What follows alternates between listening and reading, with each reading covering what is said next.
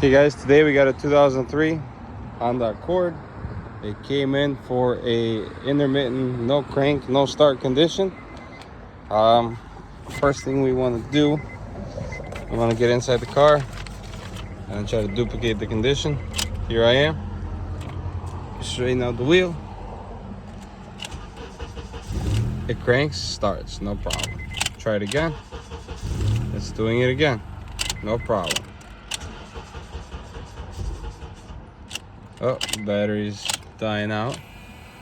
Look at that.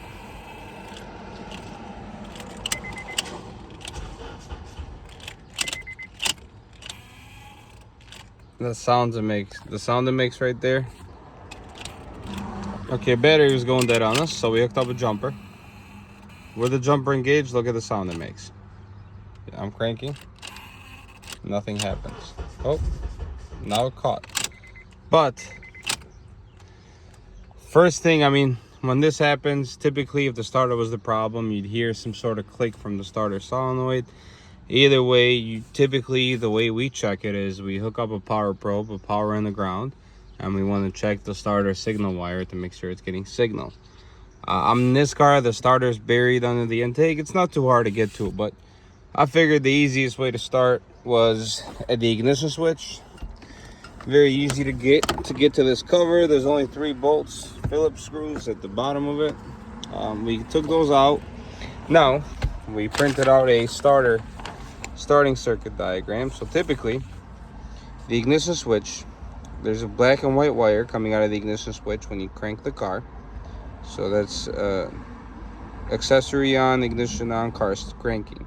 With the car cranking, this black and white wire obviously gets power, and that power goes to the starter cut relay, which is at the bottom left of the dash. So the starter cut relay, once it engages the starter solenoid, which then engages the starter motor. So first things first, what we want to check is we want to make sure with the car cranking we have 12 volts at this black and white wire at the ignition switch. It's the easiest wire to test. I got a power probe hooked up here. I'm going to show you. Let me get it. All right, got the power probe hooked up. Here we go. Let me get it on this black and white wire.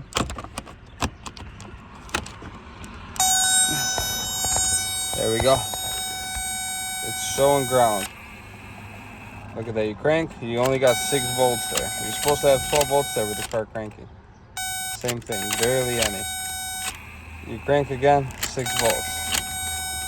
You crank again, 6 volts. Nothing's happening. 6 volts. So that's how we know the ignition switch is the problem. To be on the safe side, I got a jumper on, so I'll probe my battery just to make sure that I got good voltage there. I got the jumper on, so the voltage should be good. But yeah, here we go. That's how you know, easy enough diagnostic.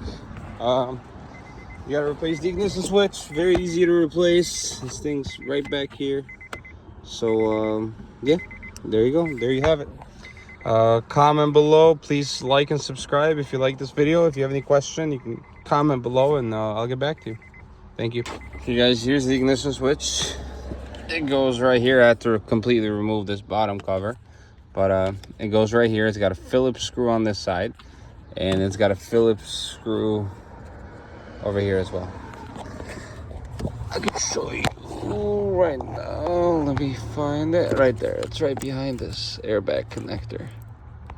Right there. That screw right there.